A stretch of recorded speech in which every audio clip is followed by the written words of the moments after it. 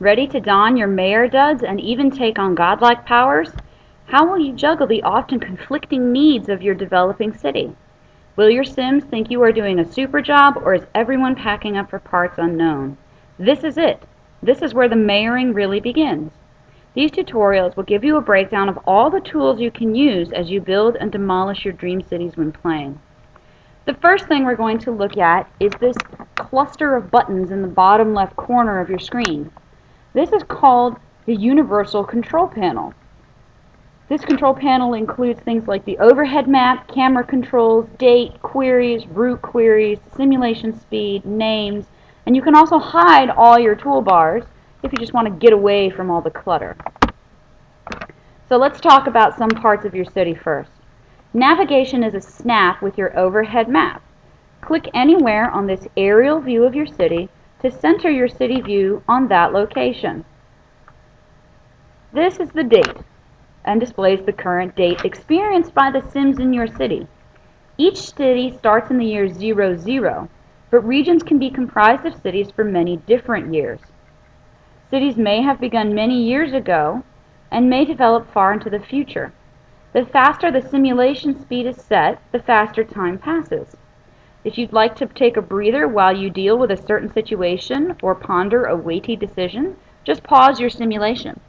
Time stands still while you ruminate. When you hold your cursor over the date, you can check what time it is for your Sims.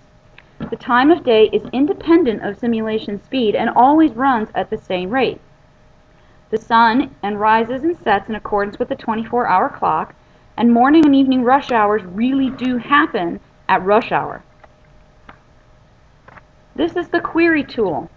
This unassuming little tool can be one of the best ways for a mayor to gather needed information about conditions around town. The query tool can be used to obtain information on any structure within your city. There are two types of query using this tool, the hover query and the dialogue query. When you click on the query tool and move your cursor over the structures in your city, as you scroll along, important information appears about each structure the cursor touches. For residential, commercial, and industrial buildings, you see the building name, the type of occupant, and the top 3 conditions that currently have the most dramatic impact on the desirability of the area. When you query other types of buildings, you see the name of the structure along with the information about its functional capacity. The 5 icons that are displayed in these hover queries indicate whether the building is underfunded or overfunded. In a word, is it efficient? If you already have fewer than 5 full icons, then you may want to revisit your mayoral strategy. If conditions really deteriorate, for example, your teachers are being asked to reconstitute chalk dust as a money-saving measure, you may be facing a strike. Whenever you wonder, what is that? Do a quick hover query. Even the smallest items in your city can be queried. If you seek more information on a certain building, the query tool is up to the task. Select the query tool, then click on the building that interests you. The dialog query window gives you customized information according to the type of building being queried.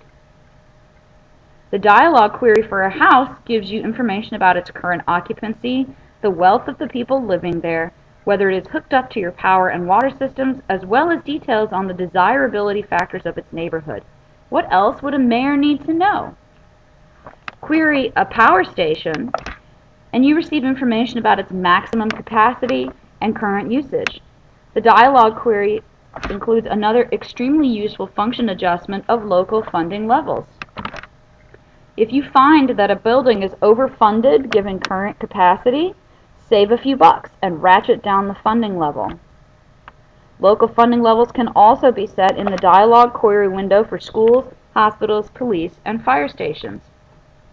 Hint: when you build schools and hospitals, make sure to adjust the funding to match the number of attendees. In the query window for each school and hospital, lower the local funding until the capacity is slightly higher than the number of people using the facility. If the workers strike, don't worry, just increase the local funding until they stop striking.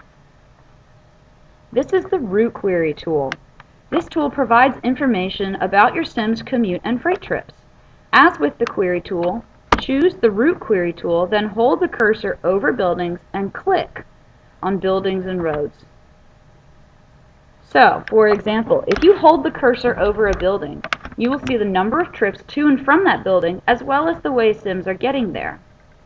When you click on the building, you'll see the actual routes taken to and from the building.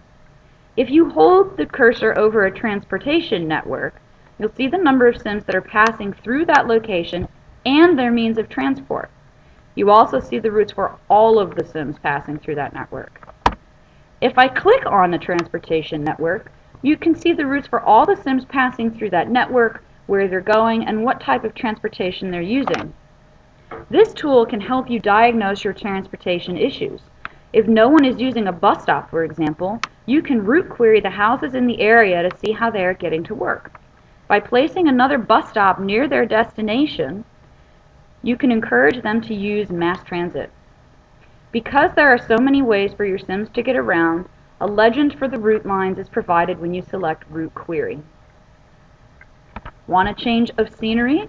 Use these controls to change your city view. This is the rotate camera clockwise and rotate camera counterclockwise.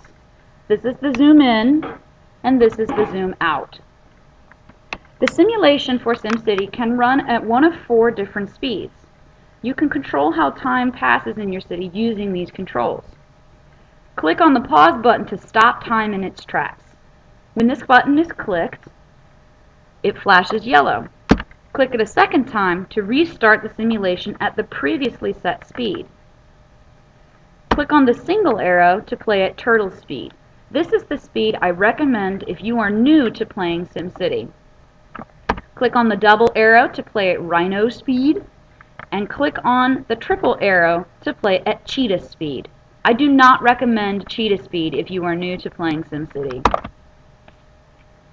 Down here is the name of your city. As you can see, I'm playing with the big city tutorial.